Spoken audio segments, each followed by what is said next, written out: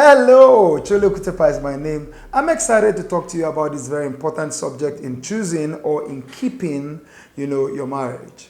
Now, one of the things I say to single people is make sure you are hooking up with a person who has the mental capacity for the kind of destiny you foresee. Now, the funny thing about this love thing is once your emotion is involved, like they say in Nigeria, a new mumu is born. People have a way of undermining things that they will pay close attention to when rubber meets the road, at the stage of the emotion, the feeling, or wanting to just get ahead in life and be married. One of the things you must greatly be concerned about is mental capacity. And I'm going to give you some pointers to this issue of mental capacity. Number one, you need to think about how they think today. All right? Now, this is the problem. A lot of people get married and begin to get worried about the things they overlooked. So don't overlook what you would, have to live with. And this mental capacity issue, like I said, begins with how do they think? All right, critically examine their thought pattern. And I'm not just talking about, calling you 1,000 times. Now, that can block what you should be examining. Because sometimes just because we have attention and affection, we forget the things that can really, really undo life. All right, so let's start from the basic things. How do they think and how they dress? I tell people things like dressing can change. In fact, you can redress your partner when you marry them. But let it at least reveal to you how they think. How do they think? Because thinking, in this sense has to do with their exposure in life. A lot of people get married to people who embarrass them. Like when you just go out, you're afraid of what your partner will say next or what they will do next. So it's so important. Go into how they think today. All right, don't think about how they used to think, how they will think. Think about how they already think. So when you see them dress, what does it say about, their capacity to interpret life in a certain way? What civilization has them? A lot of times people don't even know. You see somebody, the way they behave, you just like, are you living with Mungo Park or you're living in the 21st century? So you look at their dressing. All right, another pointer, to their mental capacity is who can they roll with? That old saying, show me your friends and I'll tell you who you are or what your future would be. Who are they rolling with? Who are they able to maintain a conversation with? Who are they able to run live with? And let me quickly tell you this. Don't date and marry a person who claims they have no friends. Everybody has somebody who can trigger relationship with them. So ask yourself, who do they roll with? Let me say this to you. No matter who you think they are, what their association thinks like or produces in form of thought pattern is their innate or inner convictions about life. That's their level. All right, because you are not able to roll with people who don't think in certain direction with you, people who don't hold the same values with you. All right, I'll give you a very typical example. So a lady is dating a guy and your guy is the only one that is good among all the guys. It's a lie. You have just seen how bad he is. So all his guys are doing women or drunks or drink or, are unfaithful people or people who don't pursue God or, no, my dear sister, don't deceive yourself. His association reveals something about his core thinking pattern in life. Same thing goes for the guys. I was having a conversation with someone and it just made me, if I've had this conversation with so many people, where you analyze people based on the people they roll with. For instance, you roll with, you see a lady rolling with girls who are runs girls. I mean, big time. Keep defending. Oh, she, defender of the universe. She's the only one. What exactly is binding them together if not a common conviction? So it's so important to look around the relationships they have to review their mental capacity. The examples I just gave, tended towards the moral example. Now let's go into, into other aspects of, association. Do they roll with people who are ambitious? Some people have grown up with people they don't want to outgrow. I mean, people who are not ambitious, people who have no future, people who want to continue and remain where they started. All right, everybody is making progress. No, they are not making progress. Let me say something to you. In your own life, listening to me, you have people who used to be at a certain level with you that you no longer share the level with them. I mean, people who have not progressed from where you used to know them 10 years ago, 15 years ago, 30 years ago. Those are still human beings. Somebody is still at that level. Somebody is refusing to leave that level. All right, so when you listen to them and look at their association, now in their circle, in the last 5 years, who has made any significant progress? In the last 10 years of their circle, who has made any significant progress? I'm going to give you a secret. I mean, it's not so much of a secret. But the reason I wound up in Aberdeen, Scotland, to do my master's was that my classmates in law school that I rolled with, Before I knew it, this one had gone to Aberdeen, this one had gone to Yale, this one had gone to in fact, my choice of Aberdeen was influenced by my classmates. At least 3 to 5 of my classmates from the law school had ended up in Aberdeen. So when I began to ask about masters, these guys literally washed me. They washed my head through. And the next thing I saw myself in Aberdeen. I have been influential to other people going to Aberdeen because the influence I could bring to them is the Aberdeen influence. So the question I'm asking you is, when you are dating a person to marry them, what exactly does their association reveal of their mental capacity? What would their life produce in form of how they think? Is going to be circled around, the thinking pattern of the people they roll with, the people they associate with. So, some of you need to sit down and ask the people you are dating or the people interested in you, who are your friends? Why are you friends with them? What exactly do they bring to the table? How are they influencing your thinking pattern? All right, because when you look at them, now take a close study of those friends. What was their life 2 years ago? What is their life, looking like it's going to become? So you need to pay close attention to their association. Why? Their association has, influence on their mind. All right, when we talk about mental capacity, the next thing I'll talk about is mentors. I look at people. I was once talking to a lady, and she told me about the mentor of her guy.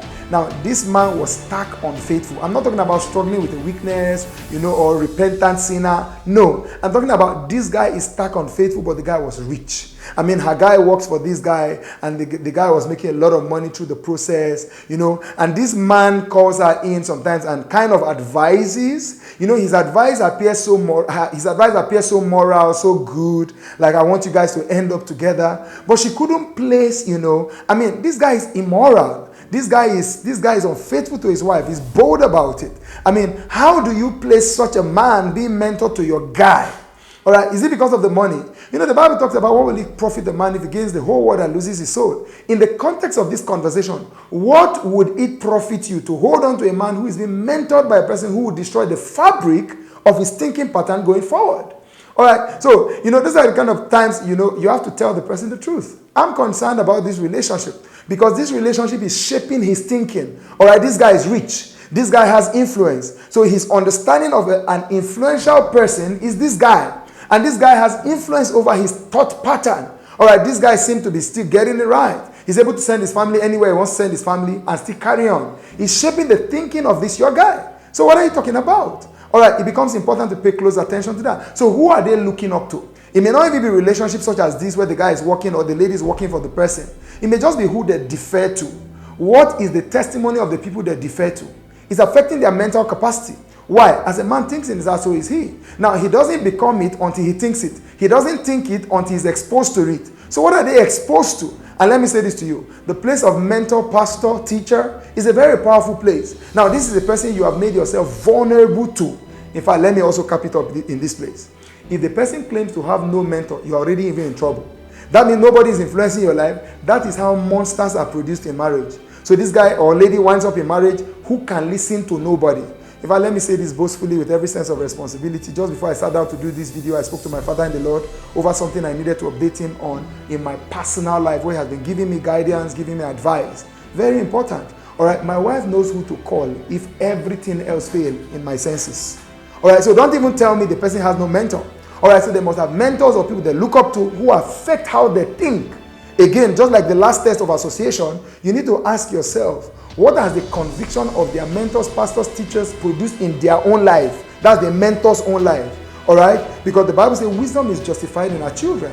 So when I look at, for example, the pastors, that oversee my life or the mentors I look up to, what is their marriage like? How do they treat their wives? Those are the questions I ask myself. How do they defer to their wives? And for my pastor and father in the Lord, for instance, I've had opportunity to relate with them close enough in certain situations where they didn't need to act, where they needed to relate to their wives, in the natural sense of it. I'm going to give this example. I had a journey with my pastor.